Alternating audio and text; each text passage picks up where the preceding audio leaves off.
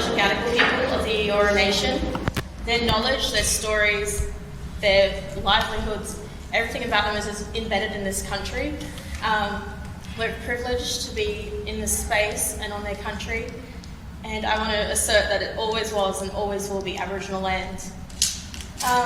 So I'm the curator of this exhibition. I've been lucky enough to work with Elaine Syron, a photographer, and this exhibition, Down the Barrel, Indigenous Resistance, is a collection of Elaine's documentary photography over the past 3 or 4 decades, I think.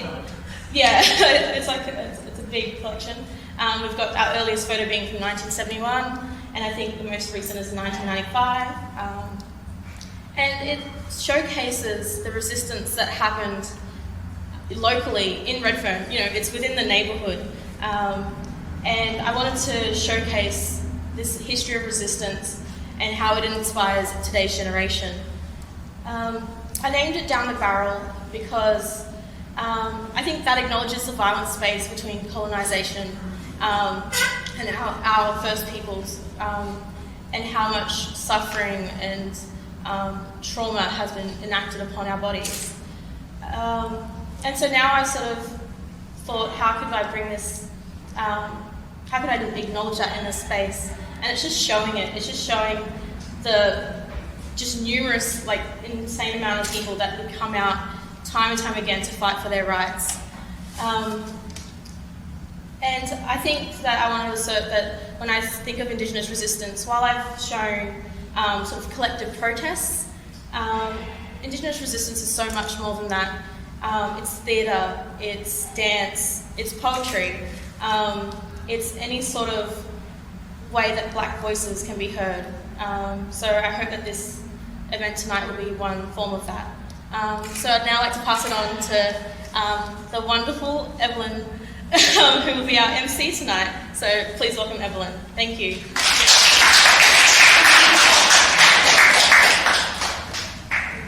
I'm not wonderful. I'm always here. Sydney University. This is my place. Not really. And I would also like to extend that acknowledgement and that respect to the Gadigal people of the Eora Nation and the country that we're standing on. I am so excited about tonight. I'm so excited about these images and the words that we're hopefully going to be hearing later on. I mean, nobody's signed up for the open mic yet, so you're supposed to come and do that, like, now, by the way. So I'm going to be the person that you are probably hearing the most from this evening because I will not stop talking. But basically tonight we are here to share words, to share thoughts, to share reflection, wisdom, Facebook rants, anything that you've got that's written down on your phone, anything you want to make up as you're going along. You know, you can come along and read an essay if you want. I really don't mind. And I think that it's important that when we're here today, we're acknowledging the diversity of representation that has been going on. Like, we've got images here over the last, you know, you did say the decades, because I was about to say 50, and I'm like, that's probably a bit of an exaggeration, yeah, not quite 50, but it's a long history. It's a long history, it's a diverse history, it's a rich history that we've got here going on in this place tonight, and so it's really important that we are acknowledging and paying our respects to everybody who's come before us that has made our being here possible today. And I'm so blessed to be surrounded by these beautiful faces. Part of the project of this evening, in addition to sharing our words, is displaying these photos. And so if you recognise somebody in these photos, that might be something that's worth sharing, because not everybody has been identified, is my understanding. There's you know, hundreds and hundreds of photos, a lifetime of work and a lifetime of incredible work, and we are just seeing a fraction of that here, so I'm so glad, Elaine, that you have shared that with us. So feel free to come and grab me and say, "Oi, I want to read something," or feel free to just literally walk up to the mic, as long as you're being respectful of whoever is currently on the mic, except for me. Don't worry about me, you don't have to be respectful to me. And in addition, we've also got some books down the back, so if you would actually like to read something from one of the poetry books, preferably not from some of the official court documentation that we've got down the back, because that would be a little bit dry, but I tell you what, contemporary Australian poetics is very experimental, so I am very willing to share a space with the avant-garde. But to kick us off, what I thought I might like to do, just to get everybody in the mood for poetry, rhythm. I don't know any other adjectives to do with poetry actually, and I really should, but I don't. I thought what I would like to do is read something from you from an amazing poet, Uncle Lionel Fogarty. He's a Waka Waka man from Cherbourg, and he's got an incredibly long legacy of what's very often called protest poetry. And the reason why I'd like to begin this evening by reading some of his work is because I want people to understand that this word protest poetry and these images of protest that we're surrounded by today are not necessarily just a political feeling. They are also deeply embedded in love. They are deeply embedded in personal relationships, in relationships to place, in relationship to community, and to culture, and to ancestors. So, to kick us off, I'm going to read you this poem called Love by Uncle Lionel Fogarty. Love, walk with me. Love, waken with me. Love is a black newborn. Camp fringe dwellers are my love. Love is not seen in cities. Love is my father. Love is my mother. Scrubs are hid in bush love, and we say, love's mine. Love is alive and received. Love is a kangaroo. Love is an emu. Love is the earth. Love is the love of voice. Love is my friend. And what about us who has no love? Well, love smells. Us Murrays knows it's love in bad love. Give us love. Give us love. Our dream timing is love. Catch my love over a fire. Fire of love. Culture is our love. Culture is ourself in love. The school don't give you love, so we, black power, give you love. Proud and simply, love is the love to our land's love. Love, walk with me. Love, awaken with me. Now give us the true love. Alright, at this point I kind of need a volunteer to step up to the mic, and it's not a magic trick. I would like somebody who's willing to read something to come up and share, and I know plenty of names in this room, and I'll point and I'll be like, "Oi, come up." So if anybody would like to come to the mic and share something, please feel welcome. And eye contact constitutes as volunteering. It's like, oh, Lizzie, you're hiding. I'll volunteer for you. You volunteer as tribute. The incredible, the amazing, the phenomenal Lizzie Jarrett, everybody. I am so blessed to be able to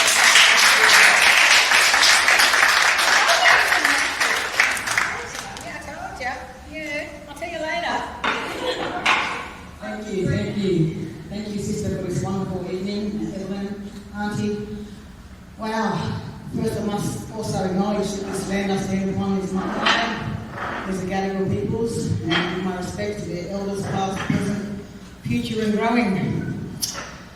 When I first walked in the room tonight, to be honest, the first emotion was a little bit of, wow, we're still doing this? And that was the honest feeling when I first walked in. I was like, I know people in their photos that aren't even alive anymore. And we're still doing this.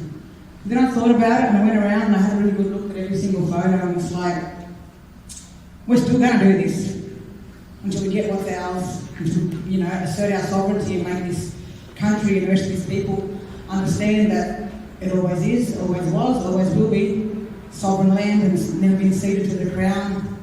Never will be. And yeah, so thank you all for coming. Some deadly photos, I have to say, some hard photos. Keep coming, keep doing it, please. Alright, where can I start? I wrote something today. Today I wasn't in good headspace, to be honest, so it might be a bit ugly. But hey, colonisation's ugly, so yeah. Where is it?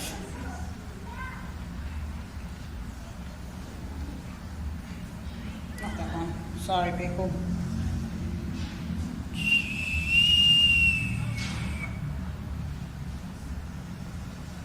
Is that it? No, not that one. Oh God, I was just reading it. Okay, I'll pick another one. There's plenty here, so yeah. Go away. This is one I wrote down in the morning walking my son to school. The concrete jungle, all I see is destruction. How is it greed is their only function? Too many junctions spreading like a virus, more contagious than conjunctivitis. Our mother's soul, raped and murdered, she continues to bleed, dry down to the bone, desecration never ceased. From the concrete that's poured to the chainsaws that chop, when will her genocide ever stop? This mentality we all need to rearrange, shake up the numb to what is now climate change. Realise that these freezing spikes and soaring degrees are results of the poisoning of our lands and killings of our trees, which in fact is the essential ingredient that we all need to breathe. They're filling our lungs today with so much pollution, and no, simply wearing masks won't be the solution. So wake up, y'all. It's time for land and cultural preservation. That is, if we all still want to have what is called a human nation.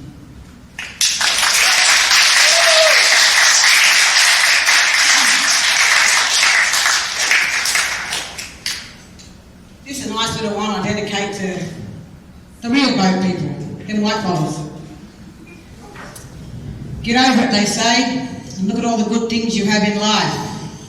Be thankful for the boat people that were white. Celebrate their culture and embrace their pride.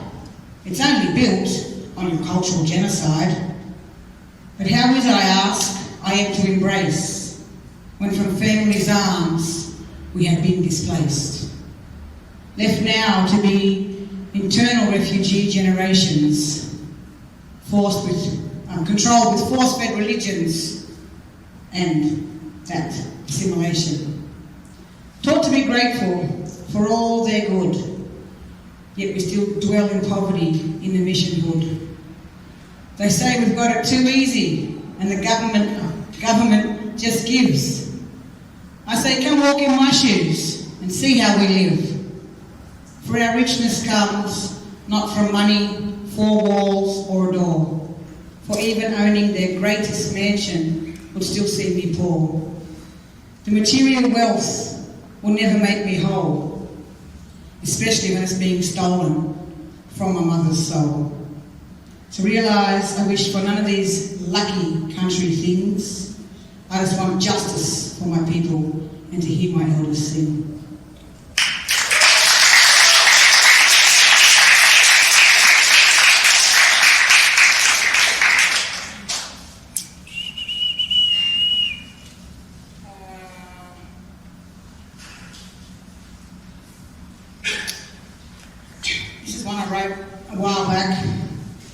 Dedicated to my father and all his siblings who are part of the original stolen generation, which, let me tell you all in the room right now, hasn't stopped. Stolen generation now is, our children are being taken today more and higher rate than any day of the original stolen generation. Shocking numbers, over 16,000 children now are in out-of-home care. That being, I think, last time I did my statistics, there's about 7,000 in New South Wales alone. So just think about that for a minute while I read this, please. Now I've got to find it again. Okay. Dedication to my father, my fathers, my aunties, my mothers, and to all affected by the continuing stolen generations. Stolen. My father and his 12 siblings, they did steal. No remorse, no empathy, they do not feel. How can this be right? This is so surreal. They drove them away like cattle in their automobiles, stolen from their family and everything they know, stolen from their country and their connection to their home, put in concentration camps like prisoners of a war zone. Will they ever see any family again? Sadly, the truth is, that's unknown. Stolen from their right to live with no explanation. Upon them they would force fractured religion and indoctrination. A legal binding document allowed in every nation, stolen for the great cause of white assimilation. Stolen from language, culture and all sacred law. Cook couldn't win, so this was to even the score. Beaten and brainwashed, but they were loved by family no more. And now a part of their spirit and our identity is lost forevermore.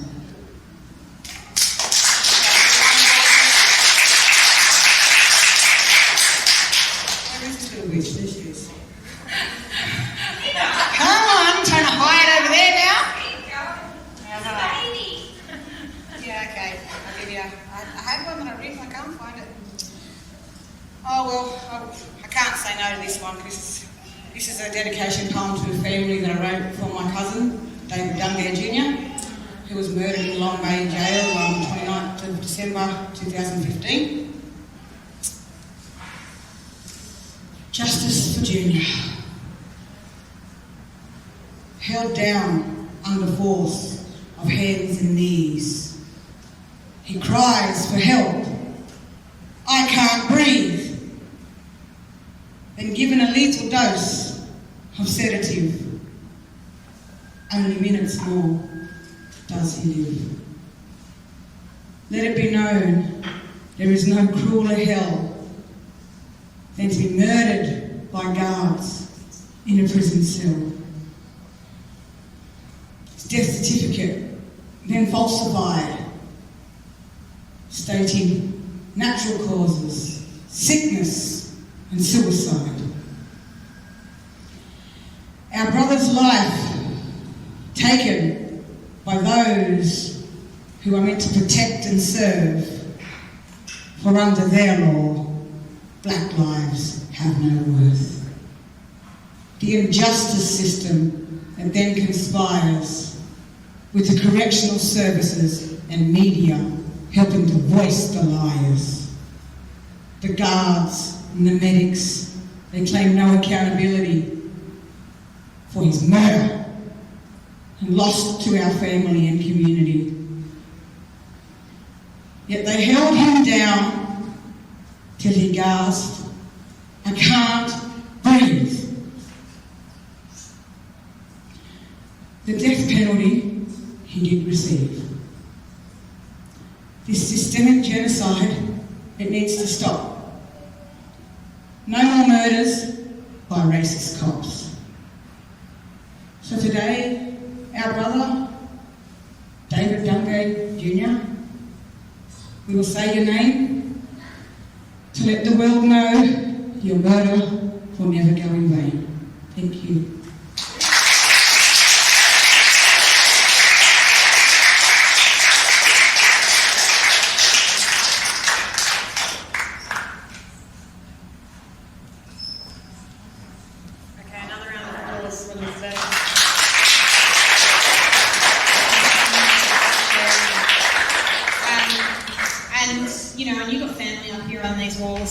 So important that you're continuing that legacy, and we're all in our own ways continuing the legacies of resistance that have been going on for so long.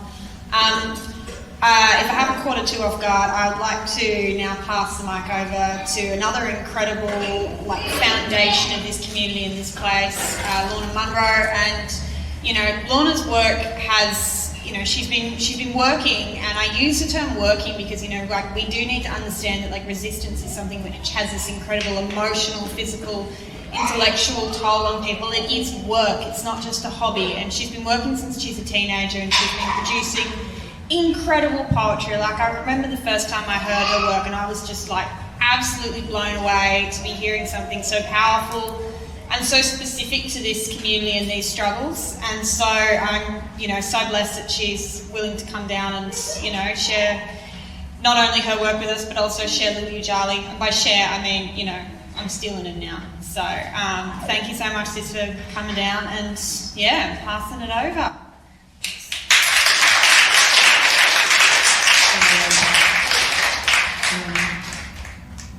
Being a young black girl in a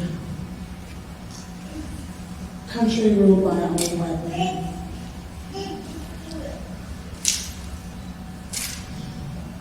Sometimes it just gets hard to breathe in this world that we are travelling in, escape to a different mind state that we develop out of defiance and debate. Can you relate? To thoughts clouded and jaded, my dreams of youth were overrated. For you presented a view clear and unfading. Through a TV screen both loved and hated. I ended up with great white hopes and a little black brain. This environment created views of my own self, even back then, was outdated. My best friend, she said, don't you ever change. This is a beast, a monster, a blob of wasted existence. Time to rearrange. The composition this musician was whistling in the soundtrack to our daily misery misleaded intuition, but there was no superheroes toppling over skyscrapers, changing height like a seesaw. I was quick to draw strength from my own version of law, and this was no playground, court or park, just a place that we would meet after dark and soak up each other's awesomeness. Spending a lifetime wondering where the time went, we were but girls, not quite women yet.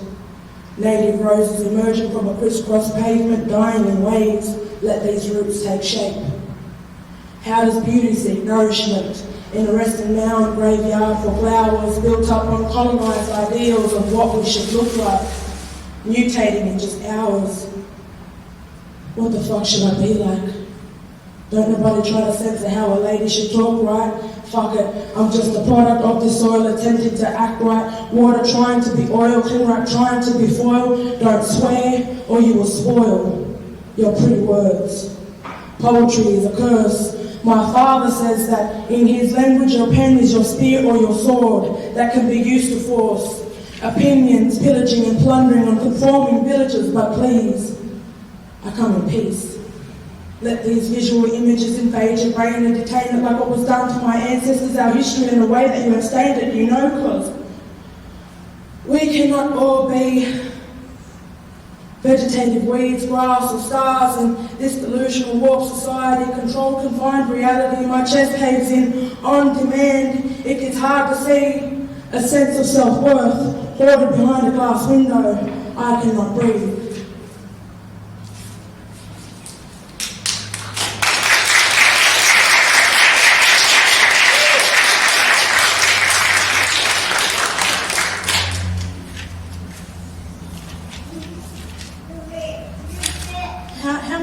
All the time you Thank you, my beautiful sister, for always setting a great context as well. Can we just give another round of applause?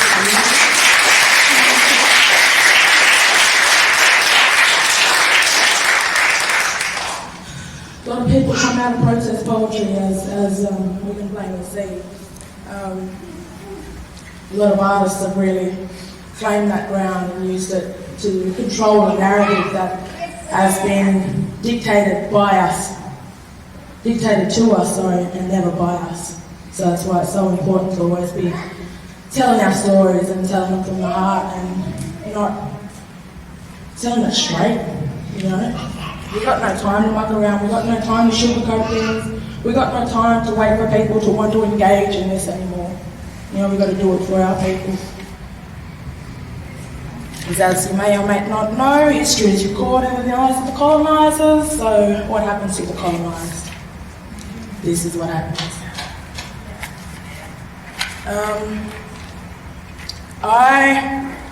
Talking about reclaiming space, I have been on a long journey with my own language and getting rid of a foreign world view that comes along with being colonised. I've been learning my own language. I've been learning my mother's language, which is the Wiradjuri language. Actually, I'm working on a 10-week program at the moment at Alex Park Community School, working with all of their Aboriginal high school students. Yalagari is Wiradjuri for Speak the Truth. So the whole program is finding out what this next generation, what their truths are, and giving them space to be able to tell their truths and connect to one another and other people. So this was a piece that I learnt to write myself, that really started that journey, that language journey. And it's called Wanandirinya Baladu. Nyadu Wanandirinya Wurujuru, the Guru Dara, Maramban Bundjalung, Nyadin Balakadilin, Nyadu, Gawangayan, Warambu, Mara, Guambu, Maradurapu, Jagan, Jin Jagan, Garanyali, Yana Nabia, Marandu, Baladu, Bu, Dara Baladu, Nyadu, Guni Nila, Gobana, Wira, Nulamungu, Nyanago, Nila, Nyandu, Yuran, Gambira, Morabora, Bu, Bandur, Mandira, Mana, Bu, Ninya Girl, Yinya, Biladan, Marameldan, Go, Gundigan, Nila Nyandu, Mamebo, Mara, Wargamba, Nini, Borambin, Borambinya, Bimbin, Winande, Ganana, Nyanadi, Nyadu, Wanadirinya, Wurujuru, Bukila, Nyandu, Bambangi, Gangi, Marandu, Ninana, Wairawi, Ganambara, Warambu, Ganambara, Marambu, Buninya, Gabagalia, Ninya, Girl, Wanadirinya, Wurujuru. I did not disconnect properly, and so the shadow was cast on sin. My veins pump through blood, rocks and dirt, the same dirt land where you're walking in, living in, breathing in, and eating. My mother, she knows no bounds, for it is she who spits rain, thunder and lightning hitting the very ground. And its man-made foundations, it is she who holds the key to my bodily functions and more to memory. I did not disconnect properly, and so I continue on this vicious cycle, fed by my function and rage. Soon enough I'll need to be rebooted, turned off, then on again, in the hope that I can live the dream and work efficiently and be like everybody else, disconnected.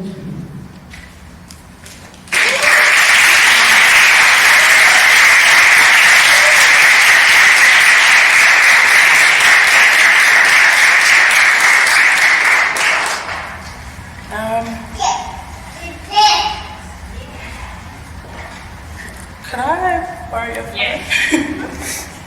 I've just written a new poem and just on yours or my baby smashed my phone before we came here. It was a $50 one, it wasn't that difficult. It was bound to die, much like us all. Yeah, so I'm stealing Ev's phone for a minute. Thank you. So this is a poem I've written as a challenge to my class to talk about.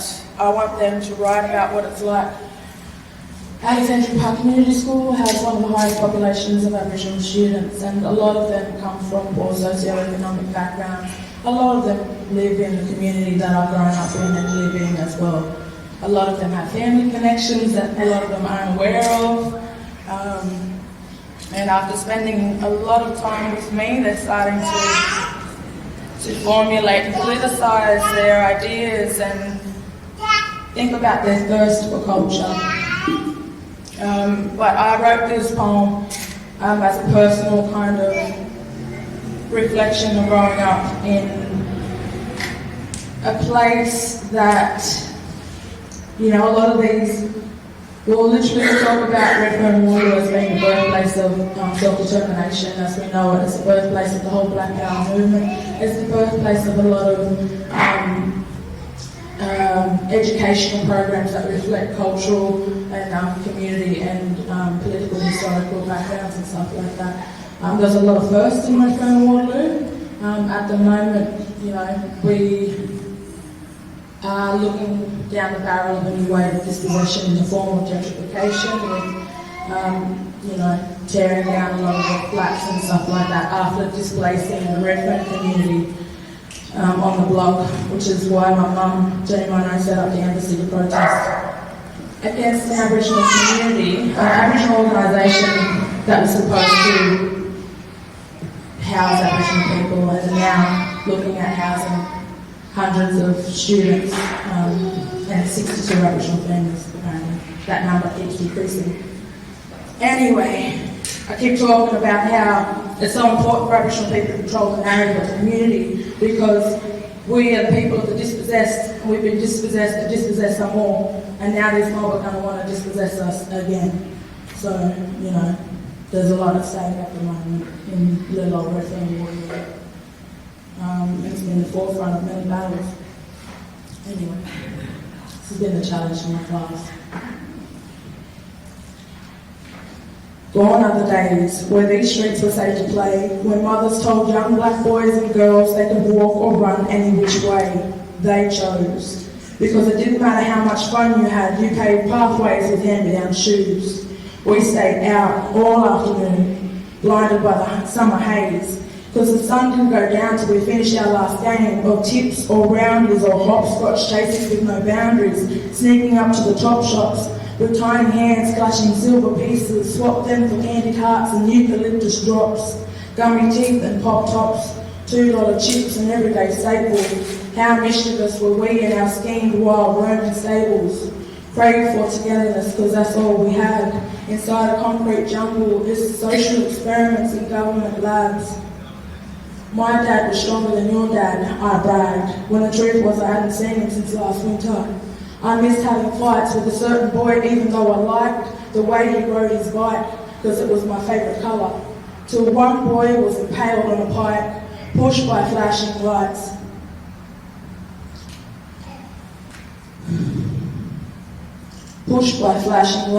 And after that I didn't like that red no more, especially when I seen it chasing the blues to my front door. My home has changed. Not safe to roam, to walk, to run or ride a bike no more.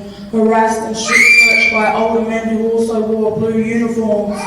Always been really home. I can't recall or hold on to that thought like jars can't keep foam. I mean, what did I really know?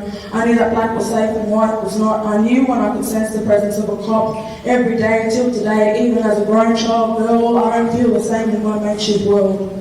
One that was created with discarded parts, others did not want to use within their art, or their plans for a brighter future. I was promised there's no fear in your laugh, and learned to speak so that I didn't offend, and it never ends. Not allowed to breathe or start something you never intended to finish. We were fish, following the current of a city flow. No one knew which way to go. We didn't say it out loud, but we followed though, weaving a course that none of us knew. Other than how to not get caught out or left behind, was key to being able to find. Base camp was flat, hiding behind the big bad city rats who scurried in the dark and hid, ready to jump out on some unsuspecting kid. That one he didn't know no better, and he had his most prized feather plucked, pulled, wrangled, controlled, tarred and tethered.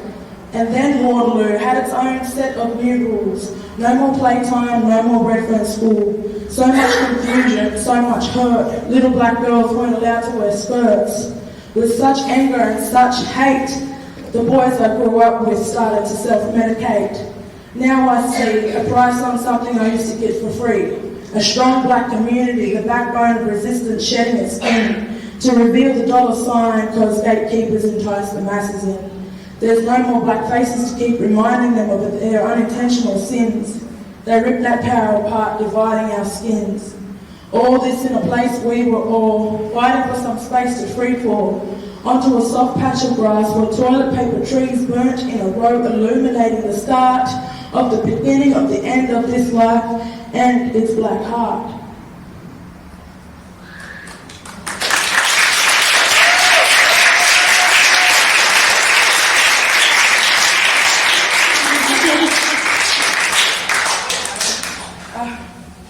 I'll do one more, and then I'll leave it alone.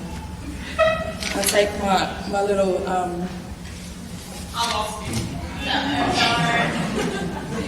He's out there trying to talk people in.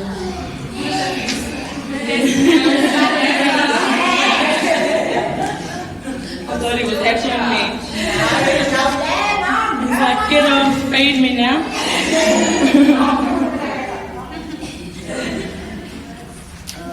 I don't even know which one to finish that on now. Oh, then you can read more. I know, hey. No, I'll be here all night. Oh, so, you know, nothing wrong with that. No, I just keep reading the same ones for the last 5 years, apparently. No, that's why I want to share that new one. I love that. Oh, I don't even know. I know, that's what happens when you got a deadly crew of like deadly black writers around you. You just like love to look work and inspire. I haven't read a new book in forever. Same cycle, same people. Whenever they release new stuff, you're all over it. Yeah. Yep, we know. This is one of my first pieces, and I'll leave this with this. One of the first and last. Truth is something every human being on this planet seeks. We see him feels personified, we see him front cover, front magazines, but never on the streets. He plays deaf, dumb, and blind, and we depend on him to speak. And every elusive escape artist, bullshit artist classes, pump up a chest, prey on the weak. Never accountable, never seems to land on his feet. Never in public, always out of reach, but remain too close, defending personal space at times. We go on a spiritual journey around the world just to find that man in that mirror standing back at you behind, that projected reflection is created for you and you, only you to wear again at certain times. Shatter the illusion of social constructed history. I'm at war with myself, can't let truth get the best of me. I defy the very lie, try to memorize my own rhymes, because the truth is I write my own destiny. That's a lie. Power to the people, previously misunderstood. Why people have the power birthing false statehood. Top-down hierarchy, preaching delicious democratic decay. Road of good intentions, paper, sugar, tea and flour, following the good old USA. Community engagement, political politeness, diplomatic oath. We swallow this verbal vomit, though we know it pains the throat. A sweetener would help the medicine go down. Send the man in a sterile white coat, but there was no prescription to be found for eugenics. Labour reads, assimilation or laxative, take a double dose and wash it down, dumb down, truly relaxative. Water's polluted, simple persuasion, cohesion, compliance or a con, conviction. We could take 2 steps back, 1 forward, but where the fuck from?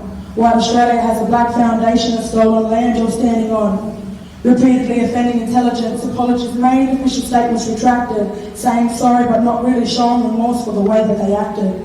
Keep marching on the same path, our next generation shall not be detracted, and then we will have our own justice at last. Do you really believe the enemy will ever provide sanctuary, living under a stolen world government and a displaced mentality? Fossil fuels burn to feed the power-hungry giant confederated people machine. Mass media controls the message, and we believe in the obscene. Blinded by our own brilliance, unbelievable atrocities always heard of but never seen. Thank you.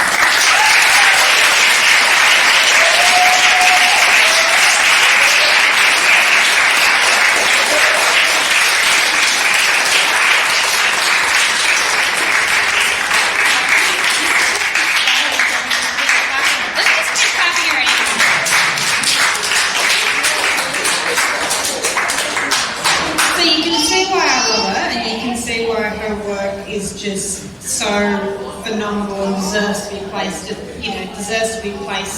in such an important part of this history.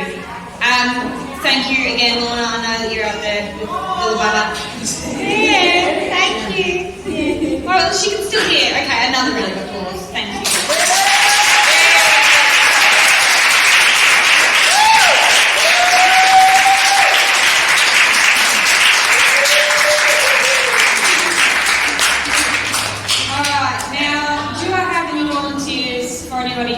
To come up and share something, and keep in mind, like, we're not looking for anything that's like, you know, you don't have to be polished, you don't have to be perfect. That's not what we're here for. We're here to share, we're here to talk, we're here to rant, rap. It's like a rap from old school. Oh, listen, that's just gonna be me having like Spotify like that. Yeah.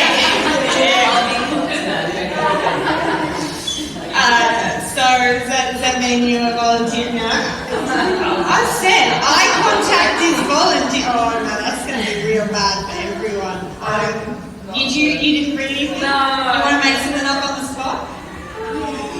You want to just share your screen up? Come on.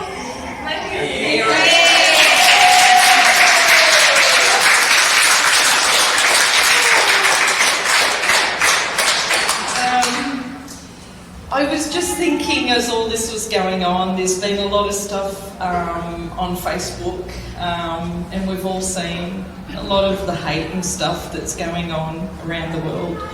And one of the things came to mind, and it's something that I'm constantly confronted with about how much Aboriginal am I, and how much whatever else am I. And somebody interviewed me earlier in the year about another form of discrimination I hadn't heard of called colorism.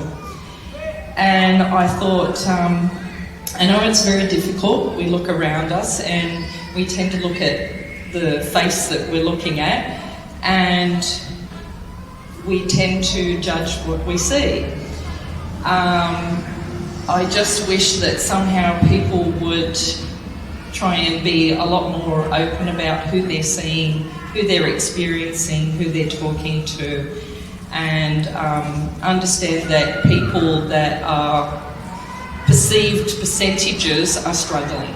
And I'm one of those people that struggle with that. And it can be a very, very difficult experience. And so just understand that colorism is a form of discrimination, and try to not label people so readily, and understand that they're struggling just as much as whoever the viewer is, and that we need to be mindful of that. That's all I can think of, I'm sorry.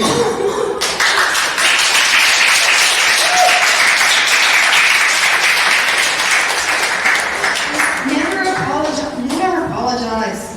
When they use it against you, I don't know who they is in this scenario. Just never apologise.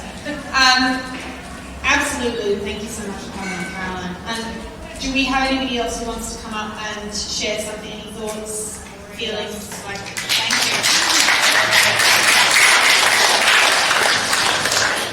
That means something really important to me, hearing about that, because so I'm a literary scholar, which means, I have to study the history, I have to study the theory, all of this kind of stuff. But the very depressing thing is that there is not a lot which has actually been recorded about this early movement to say literacy and literary expression is okay for Aboriginal people. To give you the briefest of histories, this sort of the idea of authorship and Aboriginal voices, people debate about when it began, but now they're sort of going, oh yeah, the 60s, yeah, Kath Walker, Drew Knuckles, she had a book, yeah, that's all right. We'll acknowledge that is a form of authorship, sure. And when I went back and I had a look at the reviews and I had a look at the way in which people treated her work and her writing, it was absolutely horrendous. It completely ignored the context. So, Udru, she was working in contexts like what we're seeing around the walls here. She was reading her work at Communist Party meetings. She was reading it at the APA. She was in an incredibly political space, but the politicisation of her work was never acknowledged in those earliest reviews, and it was just this terrible tension of, oh, she's not really very good at being a writer. She's not really very good at being an Aboriginal either. Yeah, we don't know what to do with that. And that was the perception of her work now. We now, she is the most published Australian author. She's the most republished Australian author. And so when I go back and look at that history, and then when I hear what Vicky's just talking about today, I can see from here, from where I'm standing here, how ridiculously hard that must have been to actually find a space in which that was acknowledged as a thing that could be done, that was worth doing, that deserves to be in a place of sharing and distribution, and even a couple of years ago we had the Professor of Poetics at this very university, Barry Spur, say that Aboriginal people we've never really said anything, and if we said anything, it's not worth hearing anyway. So those prejudices, those beliefs, they're still perpetuated today, and as difficult as they are to have to hear, to be around, the response to that should be Aboriginal people speaking out against this and demonstrating not only are we doing incredible things now, but we have been doing incredible things for such a long time. Our authorship goes back time immemorial. It is such a central concept to the way in which we share culture. So fuck Barry Spur and fuck all of the earliest reviewers of Woodrow who thought she wasn't very good at anything.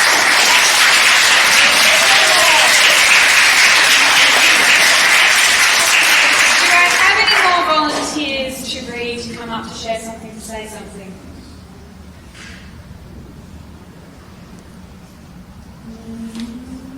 Hang on, that's movement. There is a picture of Dennis Walker right there.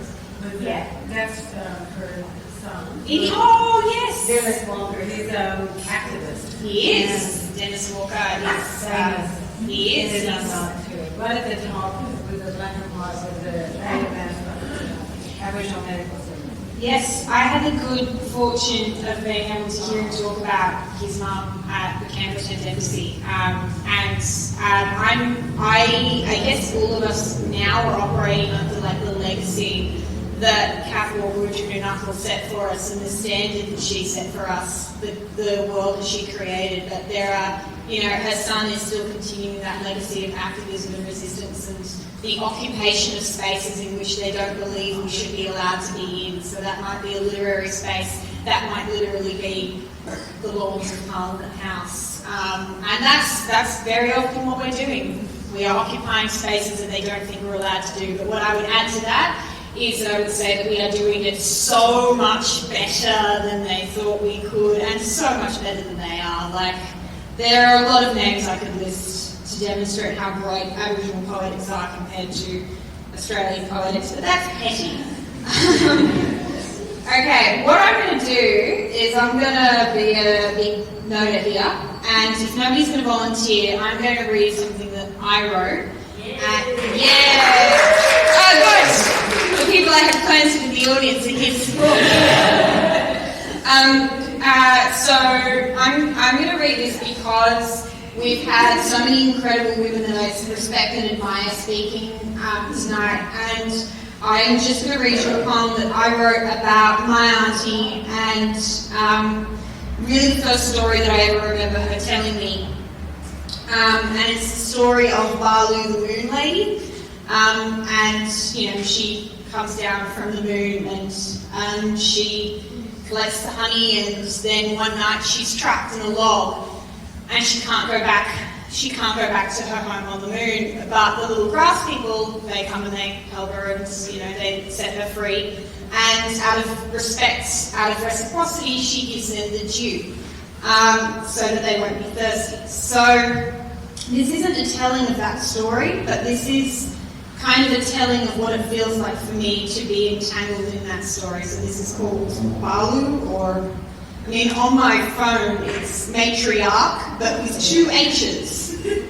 So, Balu, I am watching you watch me, with light carried by voice gentle, voice soft, voice to call all my world of sound and sight. Balu, I have turned round the sun and turned into you, and left as much of my blood in the soil as my blood is the soil. In tree hollow and above the stars, these crowded earths have pressed against the other, as they always do, are flown between, in hum, in core, in gar, in spirit shard as you teach, in and against me where I am never as small as I remember, where I wait cold, wait quiet, carefully make the life I don't get, the home I don't know, choose something else, and be it or not, but always answer the voice with always. I will be yours and carry yours. Sing it back so it crescent and wane, like fingers in my hair, like blood gift to soil, like you made a star in her that mapped me to myself. Balu, I am only edges at your light, and I thank you for your dew, for your pale face, how you dance upon the river, how you follow me home. All right, do I have any volunteers?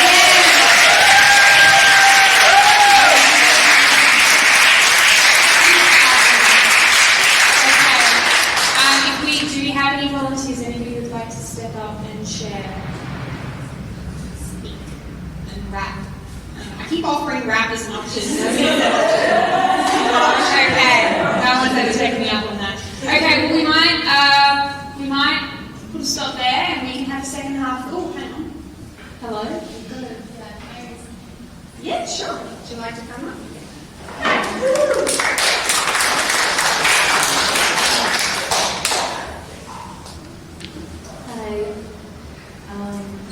I wanted to thank everyone who shared.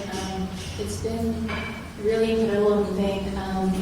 And I also wanted to acknowledge that I'm on Gadigal lands and all of the elders, past and present. And that this is and always will be Aboriginal lands.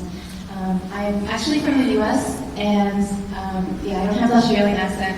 And over there is no like acknowledgement of the country or any of this, and so when I go back, I'm gonna like look more into that and bring it into spaces too. I'm just a traveler in Sydney, but when I've been here, I've gotten the fortune to meet Elaine and to talk to Rebecca and to learn about all of this history that I had never known about. We're not taught anything about Australia, much less Aboriginal resistance in our country, but there's so many parallels between all of these movements, and I've learned a lot about Black Power in the United States, and coming here, it's really, I can't describe it, it's like incredible to see those pictures because they mirror each other so much in different ways. And right now in the US, there is a lot of police brutality, there always has been. The police were created as a slave patrol force during slavery to keep runaway slaves and to deliver them back, and since then it's only continued as that like arm of the state, as repression. And to give you some statistics, like in the US, I'm sure you already hear a lot about Trump, but I think imperialism and police brutality have been there even before he's become president. And so in 2016, the police killed over 300 Black people.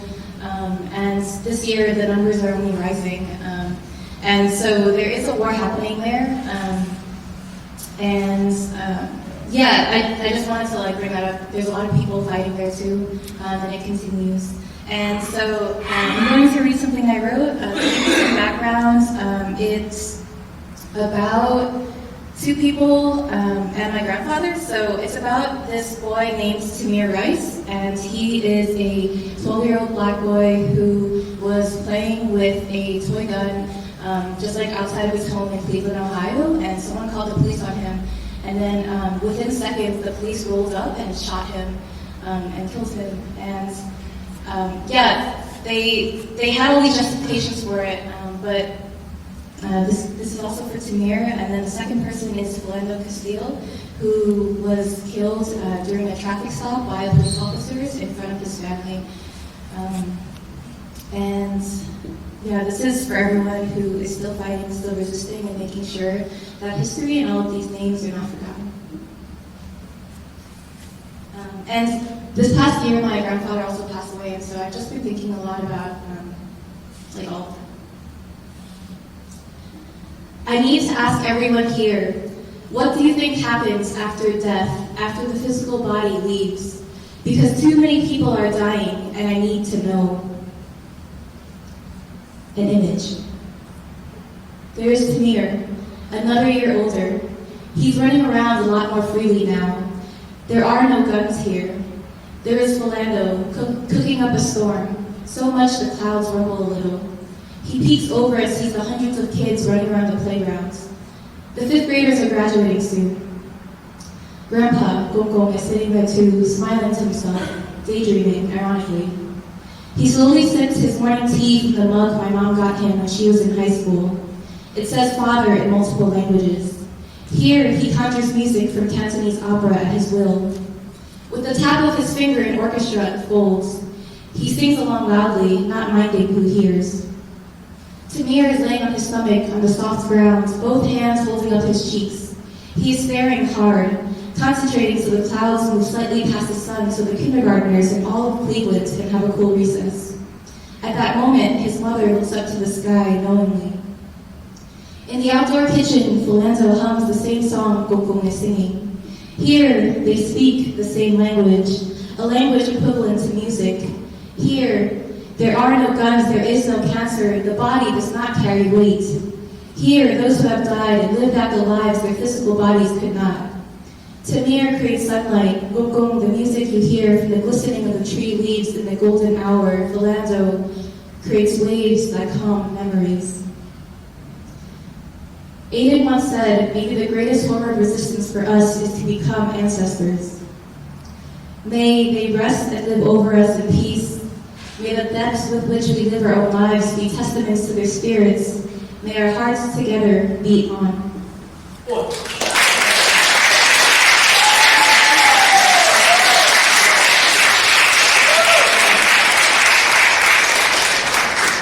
Thank you so much. Okay, we're all, I don't know your names together. Like, oh, can we do another round of applause? It's waiting. Okay.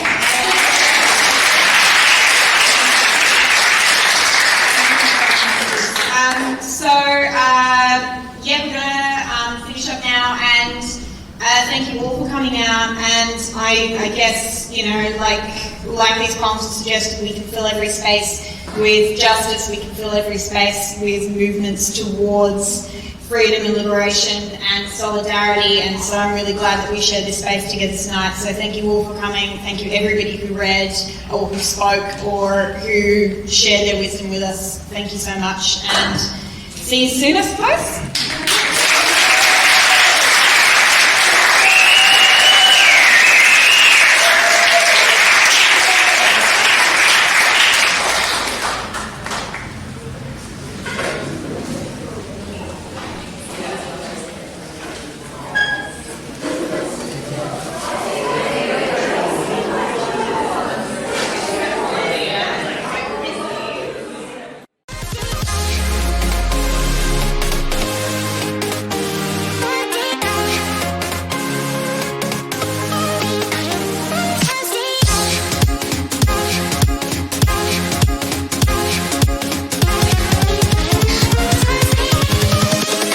Invincible.